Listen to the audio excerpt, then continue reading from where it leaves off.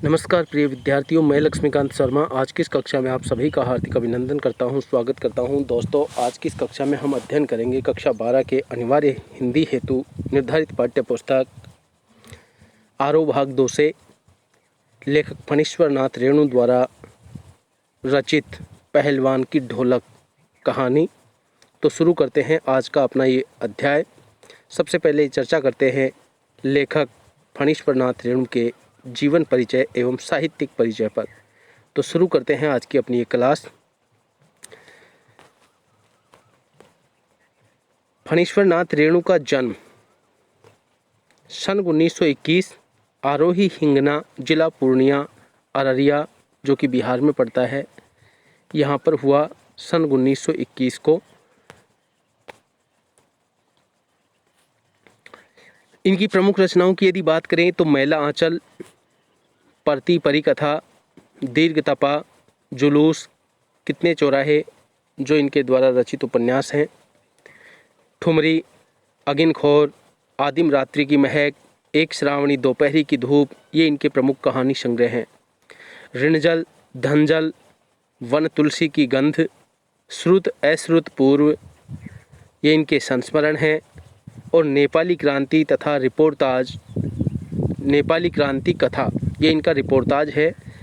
तथा रेणु रचनावली, संपूर्ण इनका जो रचना क्रम है रेणु रचनावली के नाम से 5 खंडों में प्रकाशित हो चुका है। 11 अप्रैल सन 1977 ईस्वी को पटना में इनका निधन हुआ।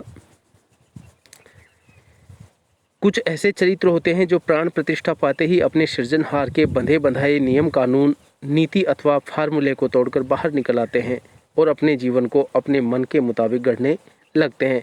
ये इनके द्वारा रचित एक रचना के कुछ अंश लिए गए हैं।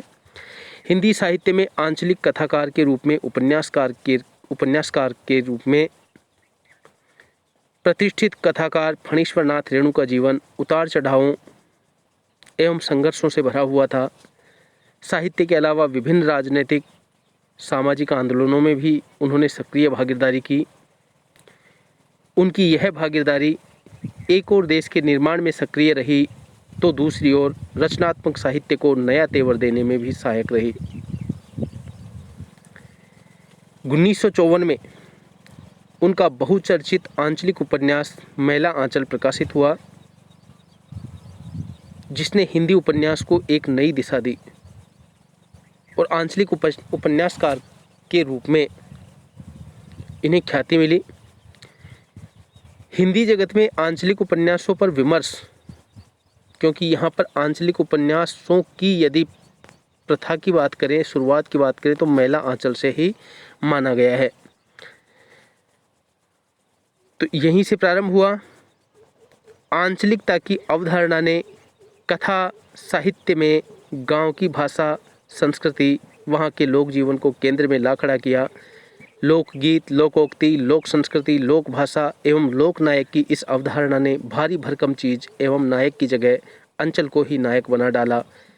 उनकी रचनाओं में अंचल कच्चे और अनगढ़ रूप में आता है, इसलिए उनका यह अंचल एक तरफ शस्य श्यामल है, हरा भरा है, तो दूसरी तरफ धूल भरा और मैला भी है। स्वातंत्र्योत्तर भारत, स्वतंत्रता के बाद भारत में जब सारा विकास शहर केंद्रित होता जा रहा था, ऐसे में रेणु ने अपनी रचनाओं से अंचल की समस्याओं की ओर लोगों का ध्यान खींचा। उनकी रचनाएं इस अवधारणा को भी पुष्ट करती हैं कि भाषा की सार्थकता बोली के साहचर्य में ही है। तो यहाँ इनकी एक कहानी दी गई है। इनकी प्रतिनिधि कहानियों में से एक कहानी है पहलवान की ढोलक, जो कि शीर्षक से यहाँ पर दी गई है। बहुत ही रोचक कहानी है। इस कहानी के पीछे कथाकार फणीश्वर नाथ रेणु का उद्देश्य क्या है, इस कहानी के माध्यम से कथाकार हमें क्या संदेश देना चाहते हैं। तो इस कहानी में पहलवान की ढोलक जो शीर्षक दिया गया है, इस कहानी में यह संदेश दिया गया है कि कलाकार कभी भी पराश्रित नहीं हो सकता, दूसरों पर निर्भर नहीं रह सकता। सभी को कलाओं को संरक्षण देना चाहिए। जिजीविका एवं जीवित वाले व्यक्ति को, समाज को आपदाओं से मुकाबला करने में सक्षम बनाना, कला, संस्कृति एवं सामाजिक दृष्टि से विशेष महत्व रखती है ये कहानी। तो यहाँ पर यदि हम इसके उद्देश्य की बात करें तो कला एवं कलाकार को सम्मान दिलाना, संरक्षण प्रदान करना ही इस कहानी का प्रमुख उद्देश्य है। तो अब हम एक बार इस कथ्य पर विचार करते हैं। तो फणीश्वर नाथ रेणु की प्रतिनिधि कहानियों में पहलवान की ढोलक भी शामिल है। यह कहानी कथाकार रेणु की समस्त विशेषताओं को एक साथ अभिव्यक्त करती है।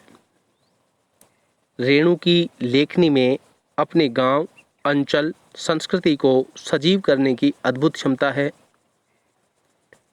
ऐसा लगता है मानो हर एक पात्र वास्तविक जीवन जी रहा हो। पात्रों एवं परिवेश का इतना सच्चा चित्रण अत्यंत दुर्लभ है। रेणु वैसे गिने चुने कथाकारों में से हैं जिन्होंने गद्य में भी संगीत पैदा कर दिया तथा कहानी में रोचकता लाई, गद्य में रुचि पाठकों की बढ़ाई। अन्यथा ढोलक की उठती गिरती आवाज़ और पहलवान के क्रियाकलापों का ऐसा सामंजस्य दुर्लभ है।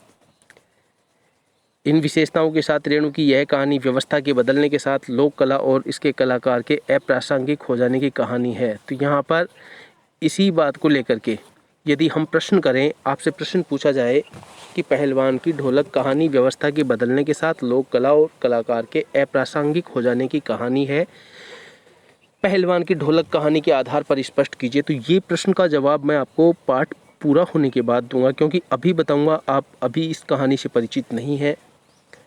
जब कहानी हम पढ़ेंगे, कहानी के बारे में हमें पता होगा कौन पात्र हैं, क्या इसकी विषय वस्तु है, तब इस प्रश्न का महत्व होगा।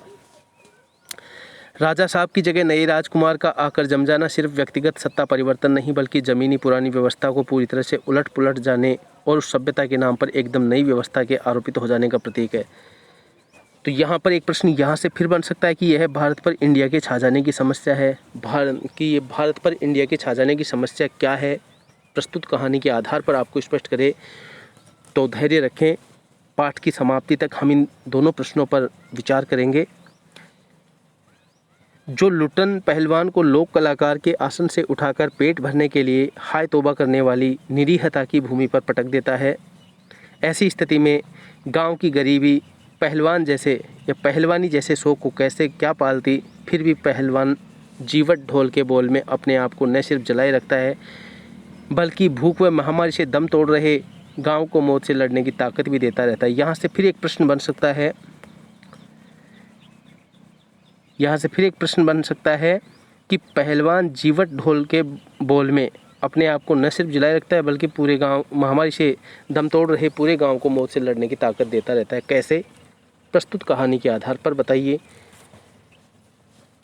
तो कहानी के अंत में भूख महामारी की शक्ल में आए मौत के षड्यंत्र जब अजय लुट्टन की भरी पूरी पहलवानी को फटे ढोल की पोल में बदल देते हैं, तो इस करुणा त्रासदी में लुट्टन हमारे सामने कई सवाल छोड़ जाता है। वह पुरानी व्यवस्था की पोल है या कोई स्वतंत्र मूल्य भी है? क्या कला की प्रासंगिकता व्यवस्था की मुखापेक्षी है अथवा उसका कोई स्वतंत्र मूल्य भी है? मनुष्यता की साधना और जीवन सौंदर्य के लिए लोक कलाओं को प्रासंगिक बनाए रखने हेतु क्या हमारी भूमिका हो सकती है? निश्चित ही यह पाठ हमारे मन में कई ऐसे प्रश्न छोड़ जाता है।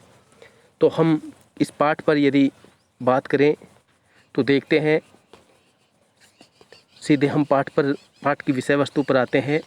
इससे पहले एक बात ज़रूर कहूँगा, आपको वीडियो कैसा लग रहा है कमेंट के द्वारा आप बताएं।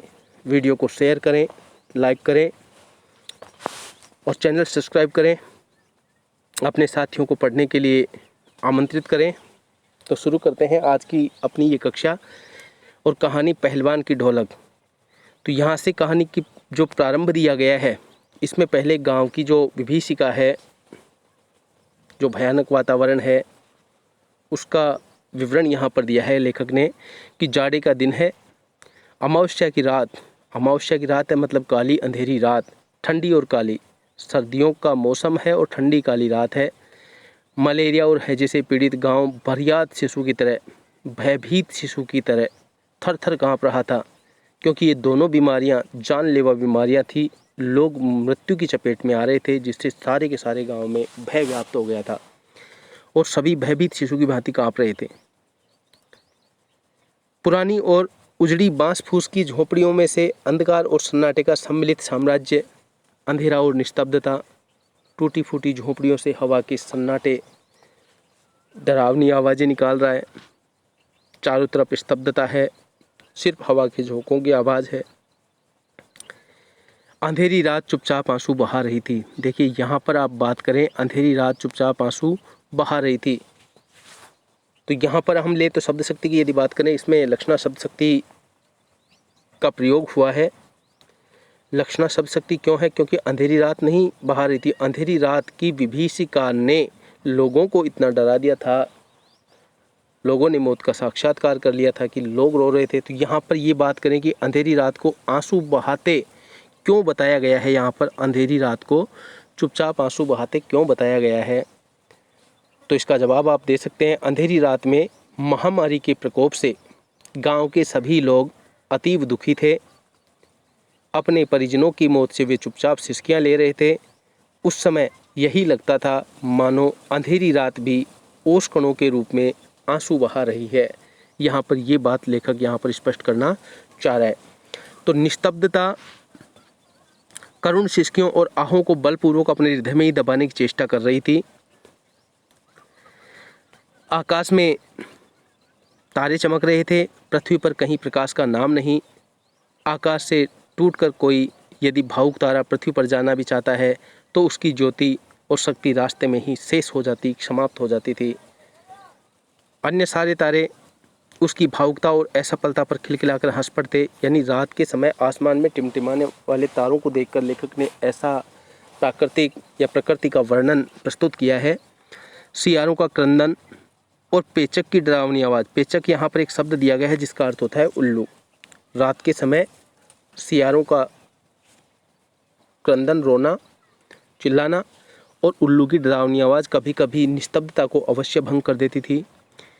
गांव की झोंपड़ियों से कराहने और कै करने की आवाज़ें आ रही थी। जैसे झोंपड़ियों से या घरों से यही आवाज़ें आ रही थी कि हरे राम, हे भगवान की ये टेर अवश्य सुनाई पड़ती थी। बच्चे भी कभी कभी निर्बल कंठों से माँ माँ पुकार कर रो पड़ते थे, पर इससे रात्रि की निस्तब्धता में कोई विशेष बाधा नहीं पड़ती थी।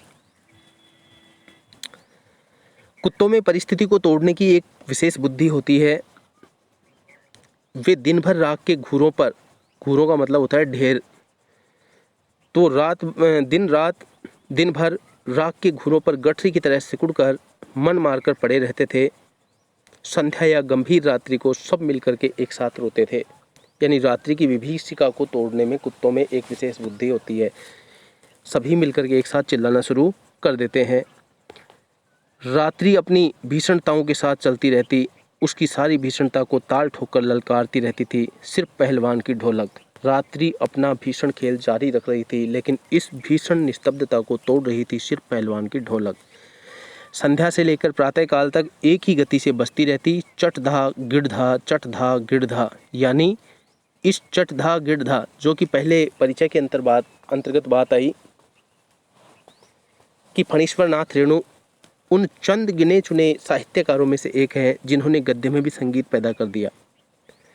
तो यहाँ पर जो ढोलक की उड़ती गिरती थाप है उसका प्रभाव आप यहाँ पे देख सकते हैं। चटधा गिड़धा, यानी आजा भिड़ जा, आजा भिड़ जा। ये जो ताल थी उसकी लोगों में एक शक्ति भरने का प्रयास करती थी, उत्साह भरती थी उनमें। बीच बीच में चटाक चट धा, यानी उठाकर पटक दे, उठाकर पटक दे। अर्थात जो मुसीबत आई है उस मुसीबतों से जूझो और उसे परास्त करो। यही आवाज़ मृत गांव में संजीवनी शक्ति भरती रहती थी। अब यहाँ पर ये बात करें कि पहलवान की ढोलक मृत गांव में संजीवनी शक्ति भरती थी कैसे, पाठ के आधार पर बताइए। तो आप बता सकते हैं कि रात्रि की विभीषिका में जब हर घरों में प्रलाप का माहौल था, लोगों की लाशें उठ रही हैं, घर से मौतें हो रही हैं, वहाँ पर उन लोगों में इस मौत से या इस समस्या से सामना करने की शक्ति सिर्फ पहलवान की ढोलक ही देती थी, जो सुबह से यानी शाम से सुबह तक एक ही स्वर में नियमित रूप से बजती रहती थी। बाकी प्रश्नों के अंतर्गत हम इस विषय पर ज़्यादा गंभीर चर्चा करेंगे, अभी इतना यहाँ पर नहीं ले सकते। यह तो लुट्टन सिंह पहलवान, यूँ तो वह कहा करता था कि लुट्टन सिंह पहलवान को होल इंडिया भर के लोग जानते हैं। होल इंडिया भर, यहाँ पर दिया कि ऑल इंडिया, सारे भारत के लोग उसको जानते हैं। अब ये एक बात अलग है कि लुट्टन पहलवान की इंडिया अपने गांव तक या गांव के ज़िले की सीमा तक ही रही हो, तो उसके लिए वही इंडिया भर की सीमाएं हो गई। लुट्टन पहलवान का चित्र आप देख सकते हैं यहाँ पर, किंतु उसके ऑल इंडिया की सीमा शायद एक ज़िले की सीमा के बराबर ही हो। ज़िले भर के लोग उसके नाम से अवश्य परिचित थे, इसलिए उसका ऑल इंडिया सिर्फ एक ज़िले भर तक। अब यहाँ पर दे रहे हैं लुट्टन के प्रारंभिक जीवन का थोड़ा सा विवरण लेखक कि लुट्टन के माता पिता उसे 9 वर्ष की उम्र में ही अनाथ बनाकर चल बसे थे। सौभाग्यवश शादी हो चुकी थी, वरना वह भी माँ बाप का अनुसरण करता। तो यहाँ पर बात करें कि माँ बाप का अनुसरण करता, ये बात लेखक ने यहाँ पे क्यों कही है कि जिस प्रकार से माँ बाप देवलोक को गमन कर गए, उसी प्रकार यदि उसकी शादी नहीं हुई होती और उसकी सास ने उसे नहीं संभाला होता तो वो भी अपनी माता पिता की भांति परलोक का गमन कर जाता। विधवा सास ने पाल पोस कर बड़ा किया। बचपन में वह गाय चराता, धारोष्ण दूध पीता। धारोष्ण दूध पीने का मतलब है स्तनों से सीधा कच्चा दूध पीना, और कसरत किया करता था। गांव के लोग उसकी सास को तरह तरह की तकलीफ दिया करते थे और लुट्टन के सिर पर कसरत की धुन लोगों से बदला लेने के लिए ही सवार हुई थी। यहाँ पर ये बात करें कि लुट्टन सिंह को कसरत की धुन या कसरत करना क्यों शुरू की, लुट्टन ने पहलवानी क्यों शुरू की, तो यहाँ पर क्यों शुरू की, क्योंकि लुट्टन की सास को लोग तरह तरह की तकलीफ़ दिया करते थे और लुट्टन सिंह के मन में इन लोगों से बदला लेने की धुन सवार हो गई। अतः उसने शरीर को मजबूत बनाने के लिए पहलवानी शुरू कर दी। तो यहाँ पर आप ये इसका जवाब दे सकते हैं। नियमित कसरत ने किशोर अवस्था में ही उसके सीने और बाहों को सुडौल तथा मांसल बना दिया था और जवानी में कदम रखते ही वह गांव में सबसे अच्छा पहलवान समझा जाने लगा। लोग उससे डरने लगे और वह दोनों हाथों को दोनों ओर 45 डिग्री की दूरी पर फैलाकर यानी पहलवानों की भांति चलने लगा। वह कुश्ती भी लड़ता था। एक बार वह दंगल देखने श्यामनगर मेला गया। पहलवानों की कुश्ती और दांव पेच देखकर उससे नहीं रहा गया। यहाँ पर अभी जो सारी बातें हैं, जो प्रश्न मैंने पाठ के परिचय के दौरान किया, उनका जवाब कोशिश करूँगा कि मैं पाठ के साथ ही बीच में ही दूँ। तो यहाँ पे देखेंगे हम कि दंगल देखने श्यामनगर मेला गया और पहलवानों की कुश्ती और दांव पेच देखकर उससे रहा नहीं गया। जवानी की मस्ती और ढोल की ललकारती हुई आवाज़ ने उसकी नसों में बिजली उत्पन्न कर दी, क्योंकि ढोल बज रहे थे मेले में, उसने लुट्टन के शरीर में एक उत्साह भर दिया और उसने बिना कुछ सोचे समझे दंगल में शेर के बच्चे को चुनौती दे दी कि मैं लड़ूंगा इस शेर के बच्चे से। तब ये शेर का बच्चा कौन था, उसका विवरण प्रश्न भी आपसे पूछा जा सकता है कि शेर का बच्चा कौन था। तो शेर के बच्चे का असल नाम था चांद सिंह। वह अपने गुरु पहलवान बादल सिंह के साथ पंजाब से पहल श्यामनगर मेले में आया था। सुंदर था, जवान था और अंग प्रत्यंग से सुंदरता टपक पड़ती थी, यानी सुडौल था। 3 दिनों में ही पंजाबी और पठान पहलवानों के गिरोह के अपनी जोड़ी और उम्र के सभी पट्टों को पछाड़कर उसने शेर के बच्चे की टालियत प्राप्त कर ली थी। टालियत का मतलब होता है उपाधि। शेर के बच्चे की उसे उपाधि मिल गई, क्योंकि उसने अपनी जोड़ी के अपनी उम्र के सभी पहलवानों को धूल चटा दी थी। इसलिए वह दंगल के मैदान में लंगोट लगाकर एक अजीब सी किलकारी भरकर छोटी दुल्की लगाया करता था। दुल्की में लगकर अपनी टांग उछालता हुआ जांग पर थप्पी मारना। देसी नौजवान पहलवान उससे लड़ने की कल्पना से भी घबराते थे। अपनी टालियत को सत्य प्रमाणित करने के लिए ही चांद सिंह बीच बीच में दहाड़ता भी फिरता था, क्योंकि चांद सिंह को शेर के बच्चे की उपाधि मिल चुकी थी, इसलिए बीच बीच में वो दहाड़ भी लगाता। श्यामनगर के दंगल और शिकार प्रिय वृद्ध राजा साहब ने उसे दरबार में रखने की बातें कर रहे थे। जब इतने कुशल पहलवान को राजा श्यामानंद देखते हैं, वृद्ध राजा थे, कुश्ती का शौक उन्हें था, तो उन्होंने सोचा कि इसको राज पहलवान बना दे। ऐसी बातें ही की जा रही थी कि लुट्टन ने शेर के बच्चे को चुनौती दे दी। सम्मान प्राप्त चांद सिंह पहले तो किंचित उसकी स्पर्धा पर मुस्कुराया कि कोई तो है जिसने मुझे ललकारा, लेकिन फिर बाज की तरह उस पर टूट पड़ा। ऐसा करने के पीछे उसका उद्देश्य था कि उसके मन में भय पैदा कर दे। शांत दर्शकों की भीड़ में खलबली मच गई।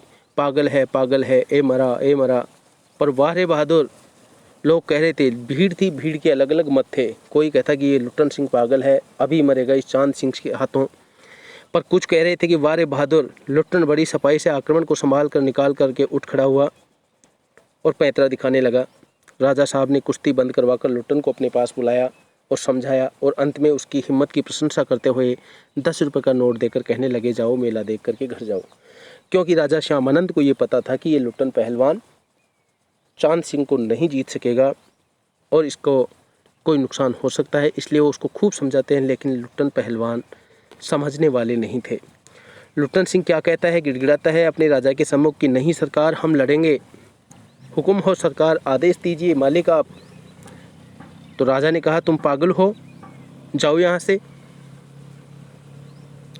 लेकिन लुट्टन था कि अपनी जिद से हटने का नाम नहीं ले रहा था। मैनेजर साहब से लेकर सिपाहियों तक सब ने धमकाया। किस तरह से धमकाया, क्या क्या बातें कर रहे थे, आगे दे रखा है कि देह में गोश्त नहीं और लड़ने चला है शेर के बच्चे से। सरकार इतना समझा रहे हैं, तेरी समझ में नहीं आ रही ये बात। लेकिन लुट्टन सिंह पहलवान था, बार बार फिर गिड़गिड़ा रहा है, कह रहा है कि दुहाई सरकार, आपको सौगंध है सरकार, पत्थर पर माथा पटक कर मर जाऊंगा यदि हुक्म नहीं मिला तो, आदेश यदि मुझे नहीं मिला तो मैं पत्थर पर अपना सिर पटक करके अपनी जान दे दूंगा। वह हाथ जोड़कर गिड़गिड़ा रहा था और भीड़ अधीर हो रही थी। बाजे बंद हो गए थे। पंजाबी पहलवानों की जमायत क्रोध से पागल होकर लुट्टन पर गालियों की बौछार कर रही थी। वो क्यों बौछार कर रहे थे कि जिस शेर के बच्चे की टालियत इसने प्राप्त की, अब इससे लड़ने के लिए ये मुसीबत कौन खड़ी हो गई। दर्शकों की मंडली उत्तेजित हो रही थी। कोई लुट्टन के पक्ष से चिल्ला उठता था कि उसे लड़ने दिया जाए और कुछ राजा के पक्ष में थे। अकेला चांद सिंह मैदान में खड़ा व्यर्थ मुस्कुराने की चेष्टा कर रहा था। हंसी नहीं आ रही थी, मुस्कुराहट उसके चेहरे पर नहीं थी, लेकिन मुस्कुराहट लाने की पूरी कोशिश वो कर रहा था। क्यों कर रहा था? क्योंकि पहली ही पकड़ में उसे अपनी प्रतिद्वंदी की शक्ति का अंदाज़ा मिल गया था कि लुट्टन पहलवान से लड़ना कोई हंसी खेल नहीं है, क्योंकि उसमें ताकत बेजोड़ है।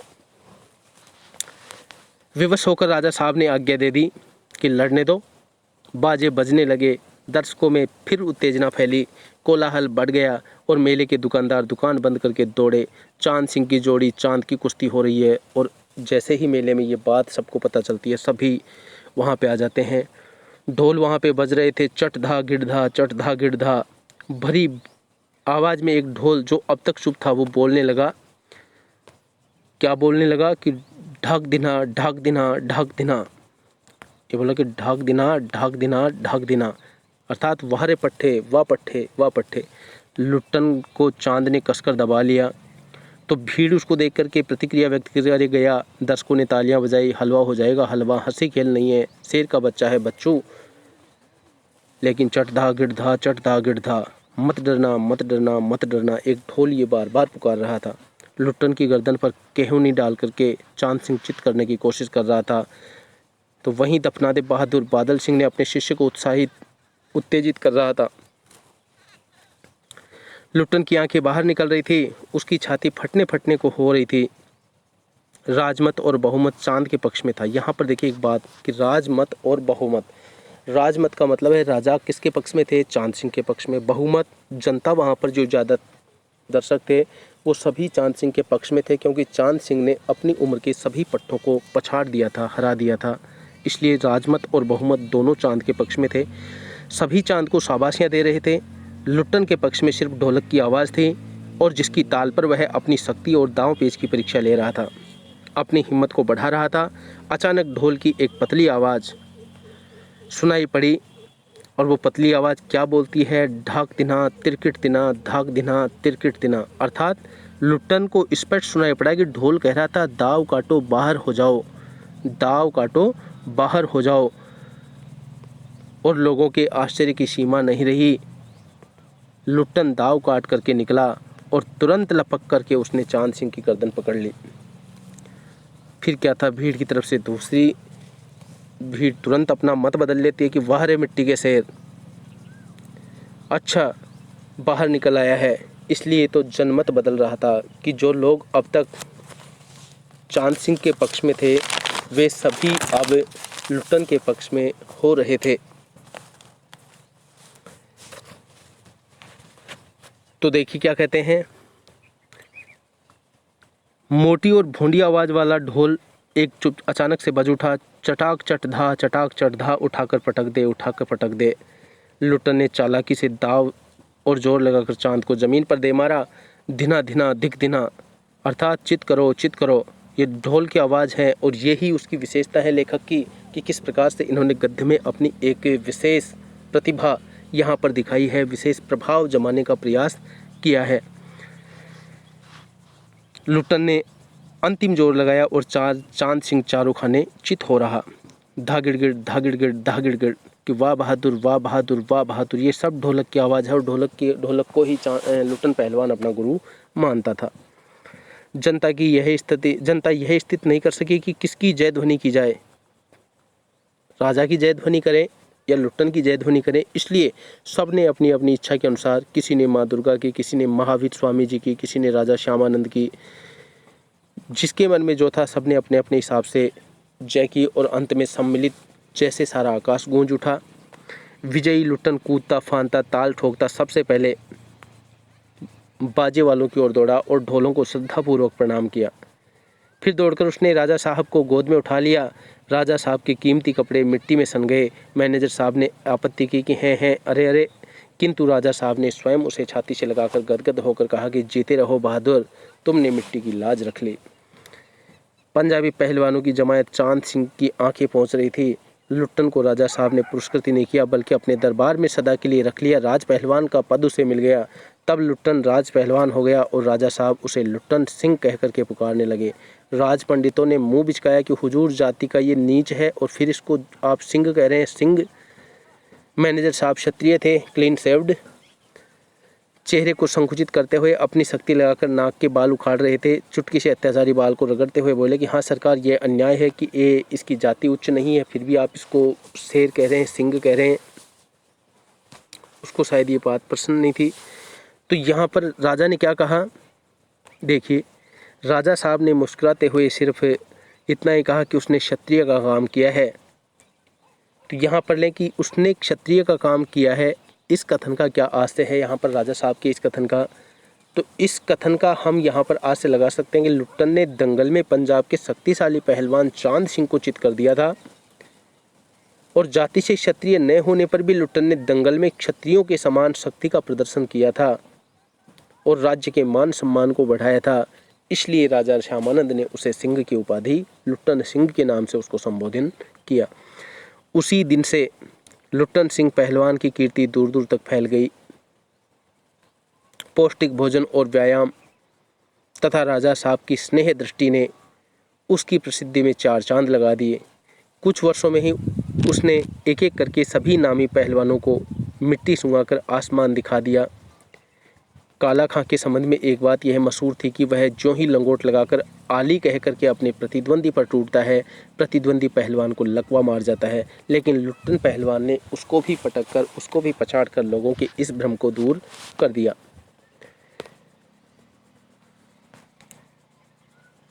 उसके बाद से वह राज दरबार का दर्शनीय जीव ही रहा। उसके बाद वो राज दरबार का दर्शनीय जीव ही रहा। यहाँ पर कहें कि राज दरबार का दर्शनीय जीव उसे क्यों कहा, उसका एक कारण यह हो सकता है कि राजा साहब ने अनेक जीव जंतु पाल रखे थे। उनमें से एक बाघ भी था। उसके दहाड़ने पर लोग कहते राजा का बाघ बोला। ठाकुर बाड़े के सामने पहलवान जब गरजता तो लोग कहते कि पहलवान दहाड़ रहा है। इसलिए अब उससे कोई लड़ने वाला तो बचा नहीं था और वो सिर्फ एक दर्शनीय जीव बन करके रह गया था। तो सुनने वाले क्या करते, जंजीरों को झकझोर करके बाघ दहाड़ता, हाँ हूँ। सुनने वाले कहते राजा का बाघ बोला। ठाकुर बाड़े के सामने जब पहलवान गरजता, महावीर, लोग समझ लेते कि पहलवान बोला। और मेलों में वह घुटने तक लंबा चोगा पहने अस्त व्यस्त पगड़ी बांध करके मतवाले हाथी की तरह झूमता हुआ चलता। दुकानदारों को चुहल करने की सूझ थी, शरारत करने की सूझ थी। हलवाई अपनी दुकान पर बुलाता कि पहलवान काका, ताज़ा रसगुल्ला बना है, ज़रा नाश्ता कर लो। और पहलवान बच्चों की सी स्वाभाविक हंसी हंसकर कहता, अरे तनी मनी काहे, तनिक क्या, ले आओ 1.5 सेर, और बैठ जाता खाने के लिए। 2 से रसगुल्लों को उदरस्त करके 2 किलो रसगुल्ले पेट में पहुंचाने के बाद मुंह में 8-10 पान की गिलोरियां ठूंस करके ठुड्डी को पान के रस से लाल करते हुए अपनी चाल से मेले में घूमता। मेले से दरबार लौटते समय उसकी अजीब हुलिया रहती, अजीब सा स्वरूप रहता। लोग आंखों पर रंगीन अबरख का चश्मा, जो रंग बिरंगा चश्मा आता है वो आंखों पर चश्मा है, हाथ में खिलौनों को नचाता हुआ, मुंह में से पीतल की सीटी बजाता हुआ और हंसता हुआ वह वापस जाता। बल और शरीर की वृद्धि के साथ साथ उसकी बुद्धि का परिणाम घटकर बच्चों की बुद्धि के बराबर ही रह गया था। जैसे जैसे उसमें बल और ताकत बढ़ रही थी वैसे वैसे उसकी बुद्धि का विकास घट रहा था और वो बच्चों के समान हो गया था। दंगल में ढोल की आवाज़ सुनते ही वह अपने भारी भरकम शरीर का प्रदर्शन करना शुरू कर देता था। उसकी जोड़ी तो मिलती ही नहीं थी। यदि कोई उससे लड़ना भी चाहता तो राजा साहब लुट्टन को आज्ञा ही नहीं देते थे। इसलिए वह निराश होकर लंगोट लगाकर देह में मिट्टी मलकर उछालकर अपने को सांड या भैंसा साबित करता रहता और बूढ़े राजा साहब ये देख करके मुस्कुराते रहते, क्योंकि अब लुट्टन सिंह पहलवान से लड़ने के लिए कोई भी पहलवान शेष नहीं बचा था। यूं ही 15 वर्ष बीत गए। पहलवान अजेय रहा। इस दौरान पहलवान को कोई भी नहीं हरा पाया। तो जो 2 प्रश्न मैंने वहाँ पे बात की थी शुरू में, उन प्रश्नों का जिक्र अब यहाँ पर हो सकता है, क्योंकि 15 वर्ष का समय बीत चुका है। 15 वर्ष लुट्टन सिंह पहलवान राजा श्यामानंद के पास राज पहलवान के पद पर रह लेता है। वह दंगल में अपने दोनों पुत्रों को लेकर के उतरता था। पहलवान की सास पहले ही मर चुकी थी। पहलवान की स्त्री भी 2 पहलवानों को पैदा करके स्वर्ग सिधार गई थी। दोनों लड़के पिता की तरह ही गठीले और तगड़े थे और दंगल में दोनों को देखकर लोगों के मुंह से अनायास निकल पड़ता कि वाह, बाप से भी बढ़कर निकलेंगे ये दोनों बेटे। और दोनों ही लड़के राज दरबार के भावी पहलवान घोषित हो चुके थे। किसके द्वारा? राजा श्यामानंद के द्वारा। लेकिन राजा श्यामानंद की मृत्यु के बाद किस प्रकार से व्यवस्था बदलती है? तो राजा श्यामानंद की मृत्यु के बाद राजा का पुत्र राजा बनता है। राजा का पुत्र जब राजा बनता है तो जरूरी थोड़ी है कि जो चीज़ें, जो शौक राजा श्यामानंद को थे वो उसके पुत्र को भी हों। पुत्र पश्चिमी संस्कृति को मानने वाला था, विदेशों में पढ़ा हुआ था, इसलिए धीरे धीरे उसने सारी की सारी व्यवस्थाओं को बदलना शुरू किया। किसी ने कहा कि राज पहलवान है तो उसने कहा कि अब इसकी क्या ज़रूरत है, ज़बरदस्ती इसका जब उसका मासिक खर्चा देखा तो उस खर्चे को देख करके कहा कि इसको हटाओ, इसकी क्या ज़रूरत है। तो इस प्रकार से यहाँ पर देखें कि व्यवस्था बदलने के साथ ये सारी चीज़ें बदलती जाती हैं। दोनों ही लड़के भावी पहलवान घोषित हो चुके थे, अतः दोनों का भरण पोषण दरबार से ही हो रहा था। प्रतिदिन प्रातःकाल पहलवान स्वयं ढोलक बजा बजा कर दोनों से कसरत करवाता और दोपहर में लेटे लेटे दोनों को सांसारिक ज्ञान की भी शिक्षा देता। समझे, ढोलक की आवाज़ पर पूरा ध्यान देना। हाँ, मेरा गुरु कोई पहलवान नहीं है, यही ढोल है, समझे। ढोल की आवाज़ के प्रताप से ही मैं पहलवान हुआ। दंगल में उतरकर सबसे पहले ढोलों को प्रणाम करना, समझे। ऐसी ही बहुत सी बातें वो कहा करता। फिर मालिक को कैसे खुश रखा जाता है, कब कैसा व्यवहार करना चाहिए आदि की शिक्षा भी वह नित्य प्रतिदिन अपने पुत्रों को दिया करता था। किंतु उसकी शिक्षा दीक्षा सब किए किराए पर एक दिन पानी फिर गया। वृद्ध राजा स्वर्ग सिधार गए। नए राजकुमार ने विलायत से आते ही राज्य में राज्य का काम अपने हाथों में ले लिया। राजा साहब के समय जो शिथिलता आ गई थी राजकुमार के आते ही वो दूर हो गई। बहुत से परिवर्तन हुए और उन्हीं परिवर्तनों की चपेटा घाट में पड़ा पहलवान भी। दंगल का स्थान घोड़ों की रेस ने ले लिया, क्योंकि राजा राजकुमार था, विदेशों में पढ़ा हुआ था, इसलिए सारी व्यवस्थाएं बदल रही थी, परंपराएं बदल रही थी, तो पहलवान इससे नहीं बच सका। पहलवान तथा दोनों भावी पहलवानों का दैनिक भोजन व्यय सुनते ही राजकुमार ने कहा कि टेरिबल, कि तो बहुत भयानक है। नए मैनेजर साहब ने कहा कि हॉरिबल, हाँ साहब बहुत गंभीर है। पहलवान को साफ जवाब मिल गया कि राज दरबार में अब उसकी कोई आवश्यकता नहीं है। उसको गिड़गिड़ाने का मौका भी नहीं दिया गया कि अब आपकी यहाँ से छुट्टी, आप कहीं भी जाइए, आप इस पद से हटाए जाते हैं। उसी दिन वह ढोलक कंधे से लटकाकर अपने दोनों पुत्रों के साथ अपने गांव में लौट आया और वहीं रहने लगा। गांव के एक छोर पर गांव वालों ने एक झोंपड़ी बांध दी थी। वहीं रहकर वह गांव के नौजवानों और चरवाहों को कुश्ती सिखाने लगा। खाने पीने का खर्च गांव वालों की ओर से बंधा हुआ था। सुबह शाम वह स्वयं ढोलक बजाकर अपने शिष्यों और पुत्रों को दाव पेच वगैरह सिखाया करता था।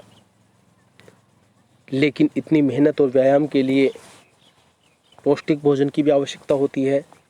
तो गांव के किसान और खेतीहर मजदूर के बच्चे भला क्या खाकर कुश्ती सीखते। धीरे धीरे पहलवान का स्कूल खाली पड़ने लगा और अंत में अपने दोनों पुत्रों को ही वह ढोलक बजा बजा कर लड़ाता रहा, सिखाता रहा और दोनों लड़के दिन भर मजदूरी करके जो कुछ भी लाते उसी में उनकी गुजर बसर होती। यानी फिर गांव की तरफ से जो उनको सहायता मिलती थी वो भी सब बंद हो गई, क्योंकि अब पहलवान के स्कूल में कोई नहीं था, सिर्फ पहलवान के 2 लड़के थे।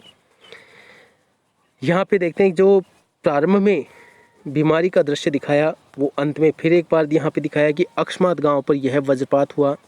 पहले अनावृष्टि, लंबे समय तक बरसात नहीं हुई, फिर अन्न की कमी और उसके ऊपर मलेरिया और अब हैजे ने मिलकर गांव को भूनना शुरू कर दिया। वापस फिर यही भयानक आपदा। गांव प्राय सूना हो चला था, घर के घर खाली पड़ गए थे, 2-3 लाशें उठने लगी, लोगों में खलबली मची हुई थी। दिन में तो करलव होता रहता, हाहाकार होता रहता, हृदय विदारक रुदन होता रहता, लेकिन इसके बाद भी लोगों के चेहरे पर कुछ प्रभा दृष्टि गोचर होती थी। फिर भी उनके चेहरे पर कुछ हल्की सी खुशी दिखती थी, शायद उम्मीद की किरण। शायद सूर्य के प्रकाश में सूर्योदय होते ही लोग कांखते कूंखते कराहते अपने घरों से बाहर निकल करके अपने पड़ोसियों और आत्मियों को ढाढ़स देते थे। किस प्रकार से देते थे, जैसे यहाँ पर दिया भी गया है कि अरे क्या करोगी रोकर दुल्हन, जो गया सो तो चला गया, वह तुम्हारा नहीं था और जो है उसको तो देखो। कि यानी जो मरने वाला था वो मर गया, उसके पीछे इतना चिल्लाना नहीं है। जो बच रहे हैं उनकी देखभाल करना तुम्हारी जिम्मेदारी है, इसलिए उसके भरोसे आप रहो। फिर कोई बोल रहा है कि भैया घर में मुर्दा रख कर के कब तक रहोगे, कफन की क्या ज़रूरत है, तो कफन ले आओ, कफन नहीं है तो कफन की क्या ज़रूरत है, दे आओ नदी में। इस तरह की बातें वहाँ के लोग आपस में करते हैं। तो इसी स्थिति से यहाँ अंदाज़ा लगाया जा सकता है कि तत्कालीन समाज में जो शोषित पीड़ित वर्ग है उसकी क्या स्थिति थी। किंतु सूर्यास्त होते ही जब लोग अपनी अपनी झोंपड़ियों में घुस जाते तो चूं भी नहीं करते थे, यानी बिल्कुल शांत हो जाता। उनकी बोलने की शक्ति भी जाती रहती थी। पास में दम तोड़ते हुए पुत्र को अंतिम बार बेटा कहकर पुकारने की भी हिम्मत माताओं को नहीं होती थी। उनकी माताओं के पुत्र उनकी आंखों के सामने दम तोड़ रहे थे। रात्रि की विभीषिका को सिर्फ पहलवान की ढोलक ही ललकार करके चुनौती देती रहती। पहलवान संध्या से सुबह तक चाहे जिस ख्याल से ढोलक बजाता हो, किंतु गांव के अर्धमृत औषधि उपचार पथ्य विहीन प्राणी में वह संजीवनी शक्ति बढ़ती थी। यहाँ पर जो पहले वहाँ पर मैंने बात की थी, एक प्रश्न वहाँ पे किया था, पहलवान की ढोलक उनमें संजीवनी शक्ति बढ़ती है कैसे, तो वो यहाँ पर आप देख सकते हैं इस पैराग्राफ में उसका उत्तर है। बूढ़े बच्चे जवानों को शक्तिहीन आंखों के आगे दंगल का दृश्य नाचने लगता था। यानी जैसे ही उनके इस शोकाकुल माहौल में पहलवान की ढोलक सुनाई देती, ढोलक सुनते ही उनके सामने मेले का वो दृश्य याद आता। और मेले का जब वो दृश्य उनकी आंखों के सामने होता तो कुछ समय के लिए तो शायद वो अपने उस गम को भूल जाते थे। इसलिए यहाँ पर ये कहा गया कि वो संजीवनी शक्ति बढ़ती थी। अवश्य ही ढोलक की आवाज़ में न तो बुखार को उठाने का कोई गुण था, न महामारी का सर्वनाश शक्ति को रोकने की कोई शक्ति थी। पर इससे संदेह नहीं कि मरते हुए प्राणियों को आंख मूंदते समय किसी प्रकार की कोई तकलीफ नहीं होती थी। मृत्यु से वे डरते नहीं थे और मृत्यु का खुशी खुशी से स्वीकार कर लेते थे, क्योंकि उनको दंगल का दृश्य याद आ जाता था।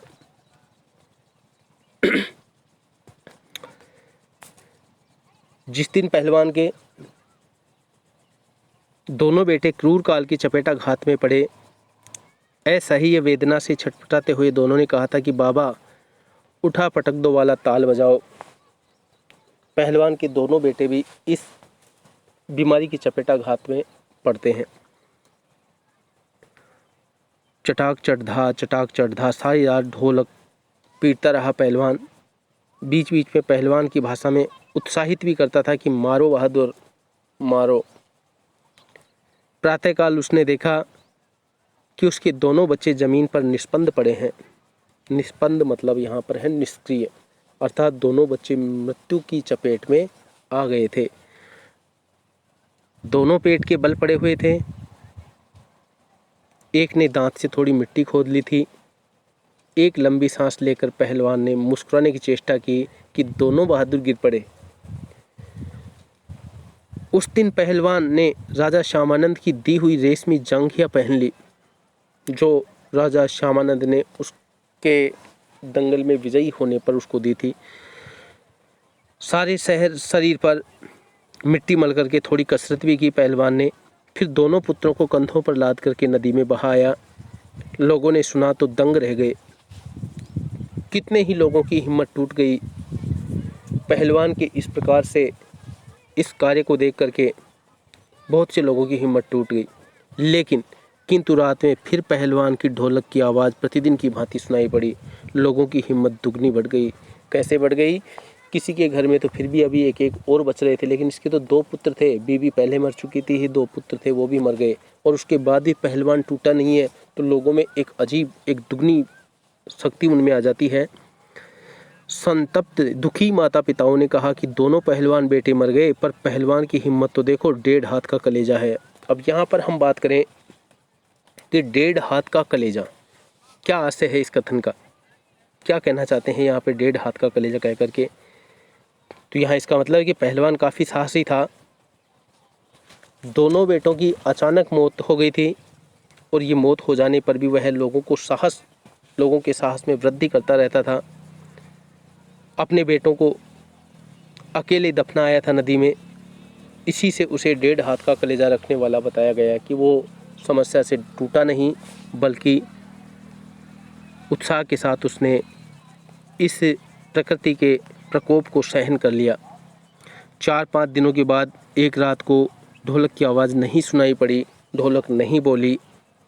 तो पहलवान के कुछ दिलेर किंतु रुग्ण शिष्यों ने प्रातःकाल जाकर देखा कि पहलवान की लाश चित पड़ी है। आंसू पोंछते हुए एक ने कहा कि गुरुजी कहा करते थे कि जब मैं मर जाऊं तो चिता पर मुझे चित नहीं, पेट के बल सुलाना, क्योंकि मैं कभी ज़िंदगी में चित नहीं हुआ, हारा नहीं, और चिता पर सुलाते समय ढोलक ज़रूर बजा देना। आगे वह नहीं बोल सका, क्योंकि अपने गुरु की मौत के कारण मौत की बात उससे सहन नहीं हो रही थी, इसलिए वो भावुक हो जाता है और कहानी का यहाँ पर समापन होता है। अब यहाँ पर हम बात करते हैं इस पाठ के कुछ प्रश्नों की।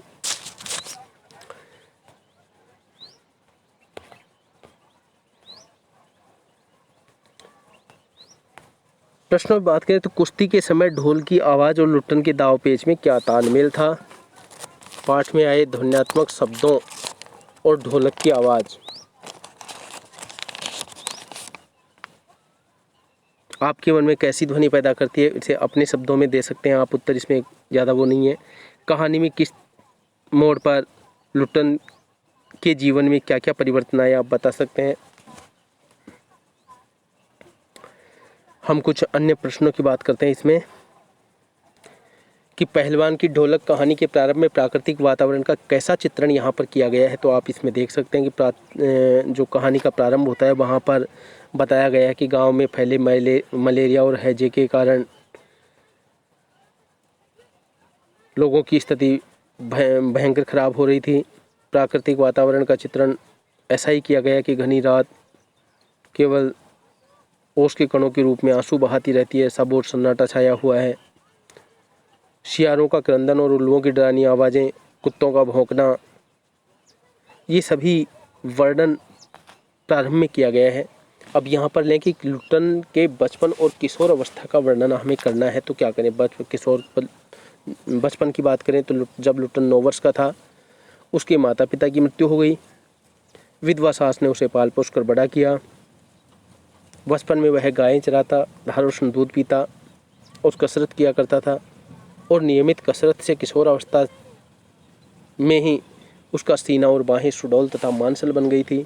तब वह पहलवानों की भांति चलने लगा और कुश्ती भी लड़ने लगा। ये आप उसके किशोर अवस्था के बारे में कह सकते हैं। यहाँ पर एक बात अभी आया, पाठ के अंतिम शब्द थे, अगर आपने ध्यान दिया हो तो फिर भी कोई बात नहीं, यहाँ पे मैं इनको रेखांकित कर रहा हूँ आप इस हिसाब से। तो यहाँ पर देखिए कि गुरुजी कहा करते थे कि जब मैं मर जाऊँ तो मुझे चिता पर चित नहीं, पेट के बल सुलाना। पेट के बल सुलाना, ये सब लुट्टन पहलवान के जीवन के कौन से पक्ष को उद्घाटित करते हैं? अपने शिष्यों से लुट्टन पहलवान ने ये शब्द इसलिए कहे थे कि वह जिंदगी में किसी से नहीं हारा, अर्थात जीवन में सदैव संघर्ष करता रहा। बड़े बड़े उज्जवल पक्ष को ही, बड़े बड़े पहलवानों को भी उसने चित किया और खुद चित नहीं हुआ।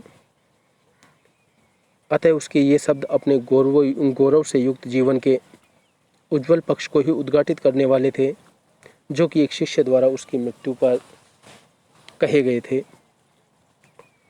उसने क्षत्रिय का काम किया है। राजा साहब की ये शब्द किसके लिए और क्यों कहे थे राजा साहब? पाठ के दौरान भी ये प्रश्न आया, हमने बात की, क्योंकि राजा साहब ने लुट्टन सिंह पहलवान के लिए ये बात कही थी। कुश्ती में प्रसिद्ध पहलवान चांद सिंह को हराने पर राजा साहब प्रसन्न होकर लुट्टन सिंह कहकर के उसे पुकारने लगे। मैनेजर ने लुट्टन के नाम के साथ सिंह जोड़ने पर ऐतराज़ भी जताया, लेकिन तब राजा साहब ने कहा कि उसने क्षत्रिय का काम किया, अर्थात लुट्टन सिंह क्षत्रियों के समान पौरुष का प्रदर्शन किया है, इसलिए उसे लुट्टन सिंह कहना ही उचित होगा। इस प्रकार से आप इस प्रश्न को देख सकते हैं, हल कर सकते हैं। और प्रश्न की बात करें तो देखिए, अब हम बात करें कि जब राजा की मृत्यु होती है और राजकुमार के हाथ में जब शासन सत्ता आती है, उसने बहुत से परिवर्तन किए, और जब लुट्टन सिंह पहलवान को जवाब मिलता है तो प्रश्न यहाँ पर यह बनता है कि दरबार से जवाब मिलने के बाद लुट्टन पहलवान ने क्या किया? लुट्टन पहलवान ने क्या किया? जब लुट्टन पहलवान को दरबार से जवाब मिल गया तो उसी दिन वह ढोलक कंधे से लटकाकर अपने दोनों पुत्रों के साथ गांव आ गया। वहीं रह कर के वह गांव के नौजवानों और चरवाहों को कुश्ती सिखाने लगा। खाने पीने का खर्च गांव वालों की ओर से बंधा हुआ था। सुबह शाम वह ढोलक बजाकर अपने शिष्यों और पुत्रों को दाव पेच वगैरह सिखाने लगा। ये उसका बाद का जीवन था। अब यहाँ पर देखिए, दरबार छोड़ने के बाद तो यहाँ पर अब ये प्रश्न हम कर सकते हैं कि पहलवान लुट्टन सिंह को राज दरबार क्यों छोड़ना पड़ा? तो उसका कारण क्या था? सबसे बड़ा कारण तो राजा श्यामानंद की मृत्यु थी। तो यहाँ पर हम इसका उत्तर दे सकते हैं कि बूढ़े राजा साहब की मृत्यु के बाद राजकुमार ने विलायत से आकर के राज्य शासन अपने हाथ में ले लिया। तब बहुत से परिवर्तन हुए और उन्हीं परिवर्तनों में आकर के पहलवान भी उन्हीं परिवर्तनों की चपेटाघात में आ गया और दंगल का स्थान घोड़ों की रेस ने ले लिया। राजकुमार ने जब पहलवान और उसके पुत्रों का दैनिक भोजन व्यय सुना तो उसने अनावश्यक इसे बताया और इस तरह पहलवान लुट्टन सिंह को राज दरबार छोड़ना पड़ा। ये इसमें आप देख सकते हैं। पाठ के अंत में एक प्रश्न आया था, लुट्टन सिंह पहलवान वहीं जब उसकी स्कूल खाली पड़ रही थी, कोई शिष्य उसके पास नहीं था, तो उसके दोनों पुत्रों को वो पहले कुश्ती सिखाता और कुछ लोग व्यवहार की सीख भी देता। तो यहाँ पर लुट्टन अपने पुत्रों को कैसी कैसी शिक्षा देता था, पाठ के आधार पर बताइए तो आप बता सकते हैं। लुट्टन अपने पुत्रों को कसरत करने की शिक्षा देता था। वह प्रतिदिन प्रातःकाल स्वयं ढोलक बजा करके पुत्रों को उसकी आवाज़ पर पूरा ध्यान देने के लिए कहा करता था। कहता था कि मेरा कोई गुरु नहीं है, मेरा कोई गुरु पहलवान नहीं है, बल्कि यह ढोलक है और ढोलक की आवाज़ के प्रताप से ही मैं पहलवान हुआ। दंगल में जाओ तो सबसे पहले ढोलों को प्रणाम करना। इस तरह लुट्टन अपने दोनों पुत्रों को बहुत सी बातें बताया करता, कुछ लोकाचार की बातें भी बताया करता।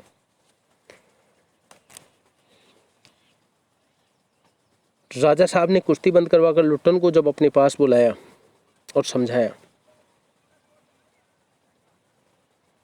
तो राजा साहब ने लुट्टन को क्या समझाया और क्यों समझाया?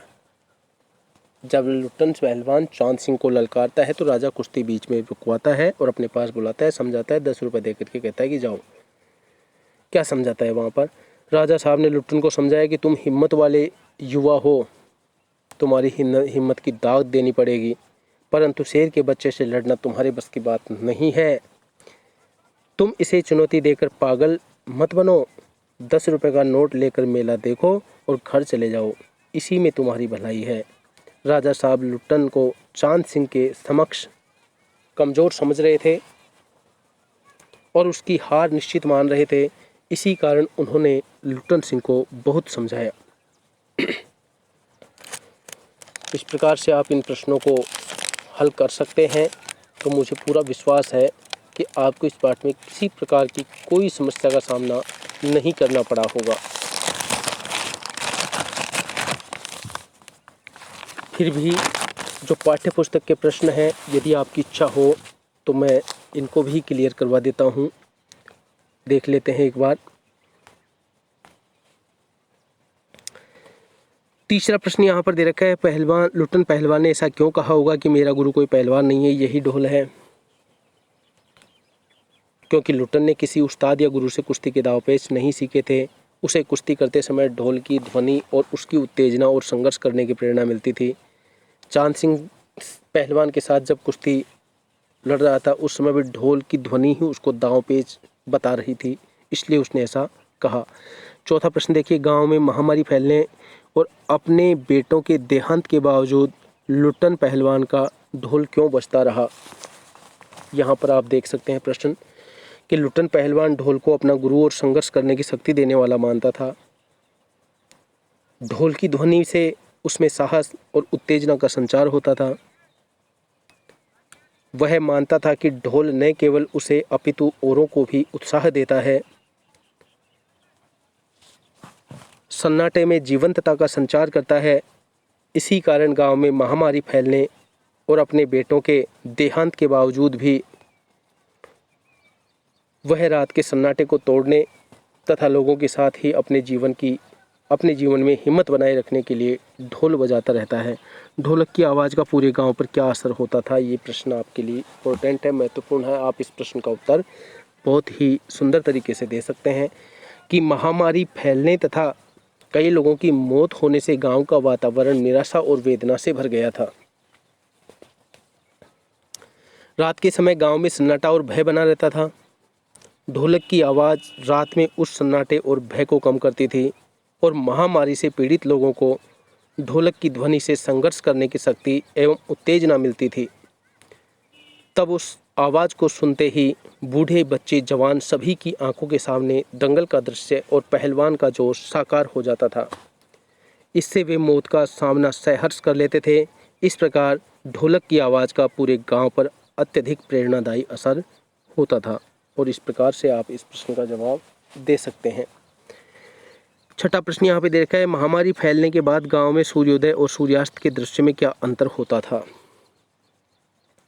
तो महामारी फैलने के बाद गांव में सूर्योदय होने पर लोगों के चेहरे पर हाहाकार तथा हृदय विदारक क्रंदन, इसके बावजूद भी चमक रहती थी, कुछ आभा दिखती थी। दिन में लोग कांखते कूंकते कराहते अपने घरों से बाहर निकलते और अपने पड़ोसियों एवं आत्मीयजनों के पास जाकर के उनको ढाढ़स बंधाते।